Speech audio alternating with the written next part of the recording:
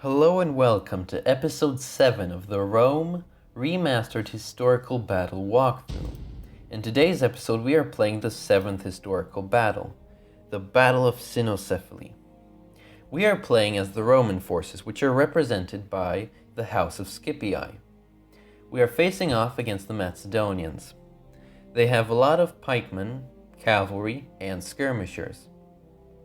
Our force is mainly made up of Triorii and Hastati. We have about 4 elephants and 1 cavalry unit, which is our general's unit. We will have to go into square formation and then hope to quickly surround the enemy forces to achieve victory. May the best general win.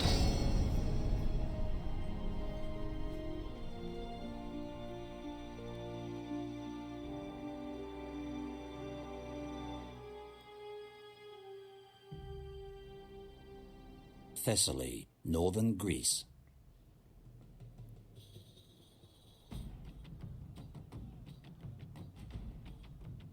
This is the army of Titus Flaminius, camped below the Cynoscephalae ridge.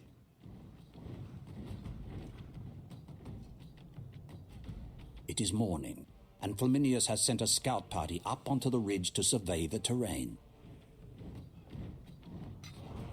2 days have passed since the Macedonians were first sighted at Pherae to the south. There, Flaminius defeated Philip in a cavalry skirmish.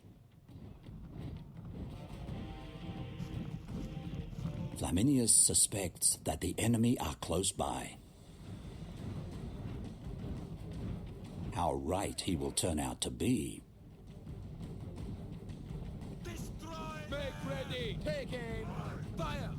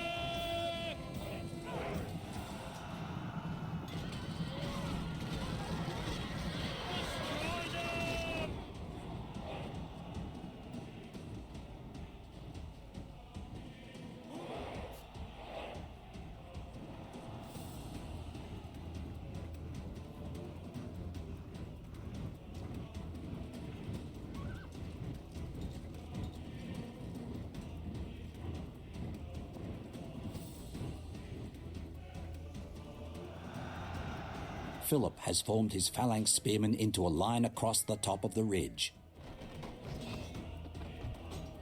It's going to be a difficult battle. Phalanx spearmen are tough to beat in a frontal assault, especially going uphill.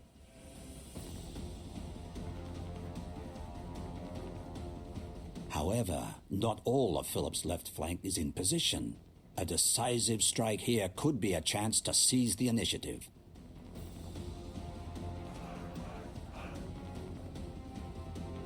To arms, then. To the task at hand. May the strength of the eagle carry the day.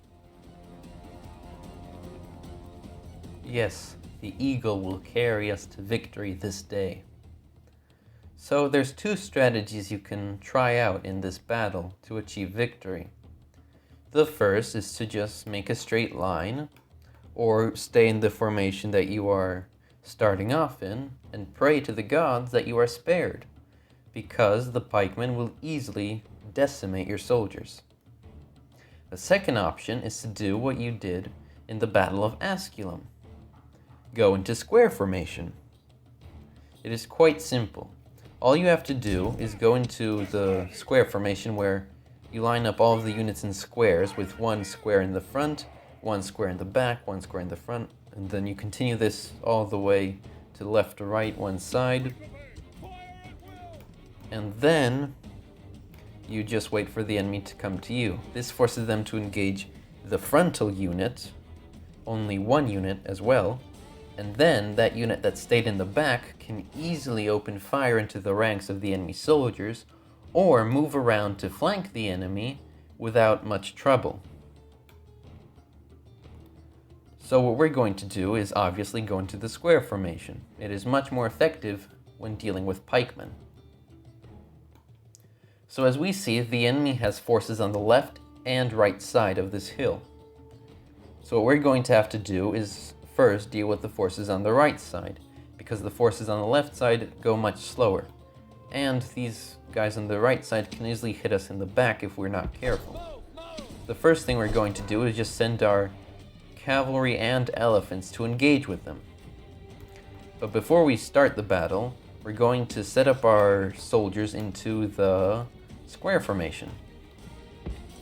Now, I like setting them up into these little squares. This forces the enemy to have less space to engage with our soldiers. Now, you do want some distance between the units and the unit that's behind them.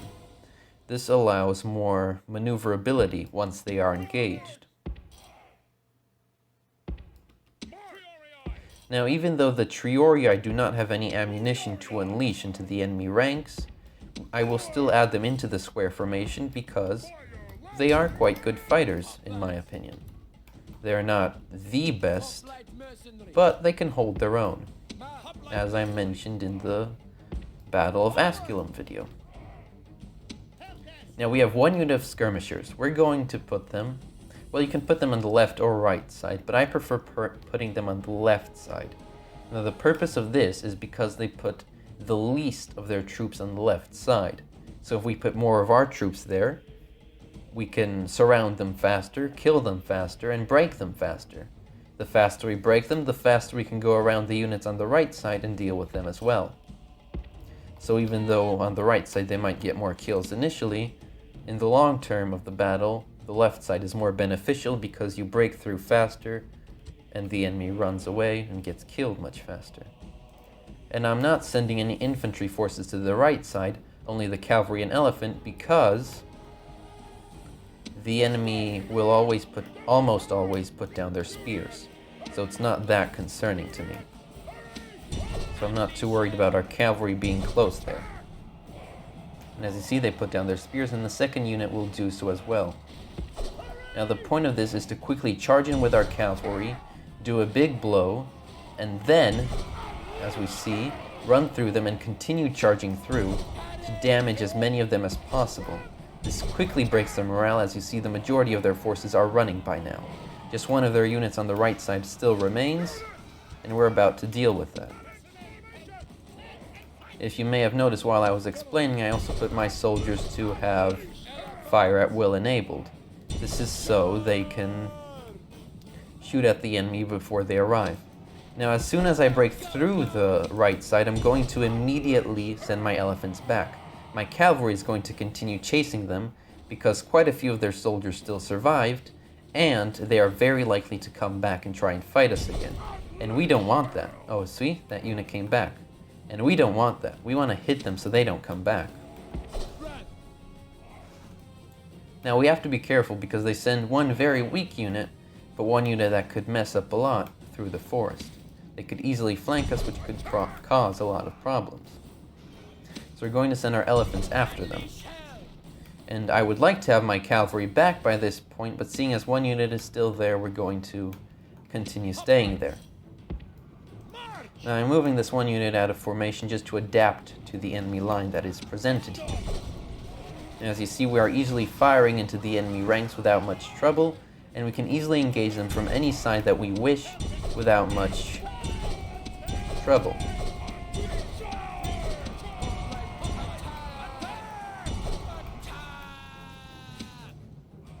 Now we want to break through the enemy skirmishers and generals as quickly as possible, because the skirmishers can easily deal with our elephants, and the enemy general is quite strong and could cause a lot of problems for our infantry. So what we want to do is try to continue hitting the enemy from every side possible to minimize casualties and maximize efficiency. But we also want to try and take out the enemy general and skirmishers, or at least distract them. And as you see, we have taken a few casualties, but it isn't anything major at this point. Well, it is a bit major, but I'm not too worried because of how many we actually have. Now, I'm trying to move my units behind them so I can hit them in the back, as they're trying to do to me, and they'll break much faster, because fighting them head-on is very bad. As you see, we're breaking them slowly.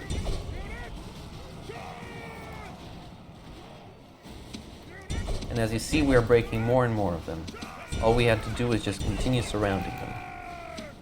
Now, I am getting a bit worried because the enemy general is quite strong and we still haven't dealt with him.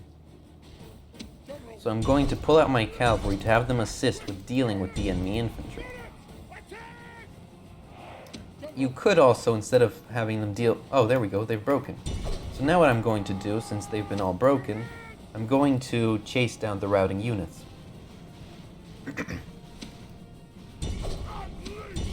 I'm going to have my elephants continue pursuing the enemy cavalry.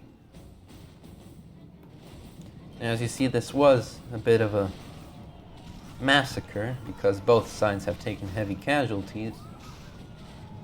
But seeing as we were outnumbered... The heart of the enemy general with fear. Now he flees the field like a coward. But considering we were outnumbered, we did really well. Victory worthy of Roman arms. Yes, it is. This is a heroic victory worthy of Roman arms. So we took about 331 casualties. If we would have taken out those skirmishers that were hitting us in the back on the left side, that probably could have been much lower, but I decided not to do that. I saw them, but I chose not to go after them because I knew I needed to focus on the pikemen to break them as quickly as possible because they were the biggest threat. So remember, to beat this battle, all you have to do is just put your units into the square formation so you can easily maneuver them to surround the enemy forces.